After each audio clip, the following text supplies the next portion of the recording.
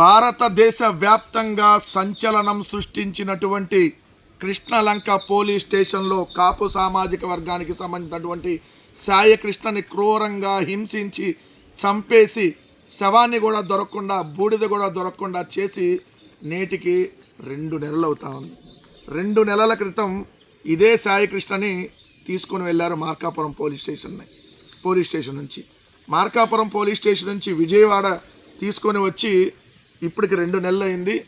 ఎప్పుడు చంపేశారో, ఎలా చంపేశారో, ఎంతమంది కలిసి చంపేశారో, ఆ శవాన్ని ఎక్కడ పెట్టారో, ఆ బూడిద ఎక్కడుందో కూడా ఎవరికీ తెలియనటువంటి పరిస్థితుల్లో రోజుకొక కట్టు కథ అల్లుతూ ఉంది సిఐటి సిట్, అంటే చంద్రబాబు నాయుడు ఇన్వెస్టిగేషన్ టీం, అంటే సిబిఎన్ ఎంక్వైరీ. వీళ్ళు తల్లి కానీ, లేదంటే కుటుంబ సభ్యులు కానీ, లేదంటే రాజకీయ పార్టీలు కానీ, సభ్య సమాజం కానీ అందరూ అడుగుతున్నది సిబిఐ ఎంక్వైరీ అయితే వీళ్ళు సిబిఎన్ ఎంక్వైరీతో నడుపుతూ కట్టుకథలు రోజుకొకటి అల్లుతూ ఉన్నారు. కృష్ణలంక పోలీస్ స్టేషన్ పైన అంట ఏదైతే ఎముకలను ఏదైతే బూడిద దొరికిందంట. అంటే కృష్ణలంక పోలీస్ స్టేషన్ పైన దొరికిందంటే పైన తగలబెట్టారా? మరి పైన తగలబెడితే ఏదైతే ఇన్ని రోజులు ఎవరికి తెలియలేదా? తగలబెడితే దానికి సంబంధించినటువంటి నిప్పులు కానీ, అదే మంట కానీ, లేదంటే వాసన కానీ ఎవరికి రాకుండా ఉంటుందా? అంటే కృష్ణలంక పోలీస్ స్టేషన్ మీద తగలబెడితే విజయవాడలో ఎవరికి తెలియదా? లేదా ఈ బూడిద ఎక్కడి నుంచి తీసుకొని వచ్చి ఈ బూడిదను ఎముకలు తీసుకొని వచ్చి కృష్ణలంక స్టేషన్ మీద పెట్టారు? మరి ఇంతకుముందు కూడా దర్యాప్తు జరిగింది కదా, ఆ దర్యాప్తులో మరి ఇది ఎందుకు తెలియలేదు? అంతకుముందు దర్యాప్తు చేసిన వాళ్ళు కృష్ణలంక పోలీస్ స్టేషన్ పైన ఎక్కలేదా? పోలీస్ స్టేషన్ పైన ఎక్కితే మరి దొరికేది కదా. అంటే ఎవరికి 2 నెలల తర్వాత ఎవరిని మీరు మభ్య పెడుతున్నారు? ఇది నాకు తెలిసి కృష్ణలంక క్రైమ్ ఫైల్స్ కాదు, కర్రకట్ట క్రైమ్ ఫైల్స్ అంటే దీన్ని కరెక్ట్గా సరిపోయిద్దేమో. కర్రకట్ట క్రైమ్ ఫైల్స్లో భాగంగా సాయికృష్ణని చంపినటువంటి విషయం ప్రభుత్వానికి తెలుసు, ప్రభుత్వంలో ఉన్నటువంటి పెద్దల ఆధ్వర్యంలోనే జరిగింది. దీనికి political involvement and police involvement రెండింటితో కలిపి జరిగింది. నిజంగా ఎంత దారుణం అని అంటే ఆ తల్లి నిన్న వచ్చి, అయ్యా నన్ను కూడా చంపేసేటట్టున్నారు, నాకు కూడా ప్రాణహాని ఉందని చెప్పి ఓపెన్గానే చెబుతుంది అని అంటే ఖచ్చితంగా దీని వెనకాల చాలా పెద్దల హస్తం ఉందనేది క్లియర్గా అర్థమైపోతూ ఉంది. రెండోది, అసలు దీనికి సంబంధించి మనం వరుసగా చూస్తే మే 6వ తారీఖున మార్కాపురం నుంచి సాయికృష్ణని విజయవాడ తీసుకొని వచ్చారు. మే 8వ తారీఖు ఎస్ఐ చూశానని చెప్పాడు లాస్ట్ టైము. జూన్ 2వ తారీఖు తల్లి ప్రెస్ మీట్ పెట్టి తన కొడుకుని ఇమ్మని అడిగింది. జూన్ 5న హెబియస్ కార్పస్ సిట్ వేసింది తల్లి. జూన్ 15న హెబియస్ కార్పస్ మళ్ళీ వాయిదా పడింది. జూన్ 16వ తారీఖున పత్రికలు, టీవీల ద్వారా ఈ విషయం ట్రెండ్ అయింది.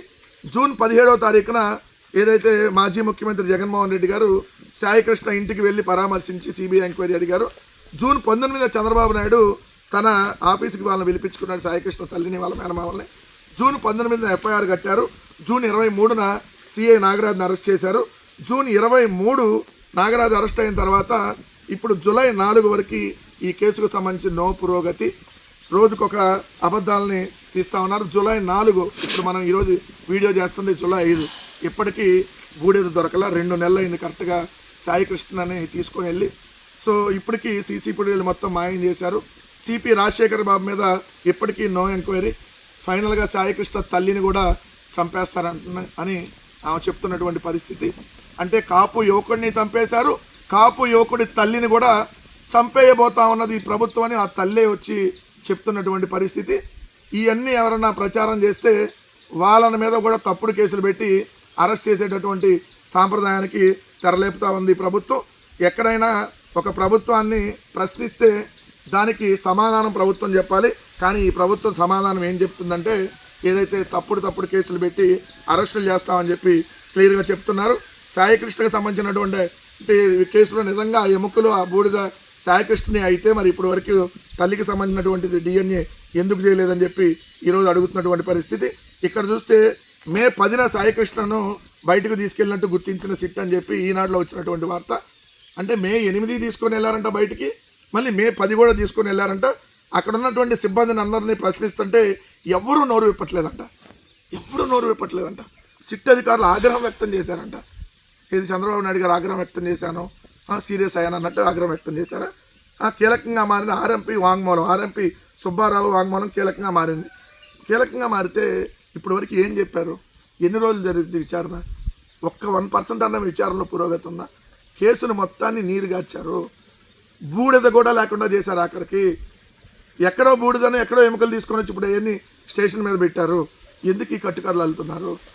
సో ఒక యువకుడిని చంపేసి ఈ విధంగా బూడిద కూడా లేకుండా చేయాల్సినటువంటి అవసరం ఎందుకు వచ్చింది? ఎవరు ఆ పెద్దలు, ఎవరు ఆ పోలీస్ బాసులు, ఎవరు ఆ పొలిటికల్ బాసులు అనేది ఖచ్చితంగా తేలాలి. కృష్ణలంక పోలీస్ స్టేషన్లో సాయి కృష్ణని చంపేసి బూడిద కూడా లేకుండా చేసినటువంటి ప్రతి ఒక్కరిని ఎంక్వైరీ జరగాలని చెప్పి వైఎస్ఆర్ కాంగ్రెస్ పార్టీ డిమాండ్ చేస్తాం.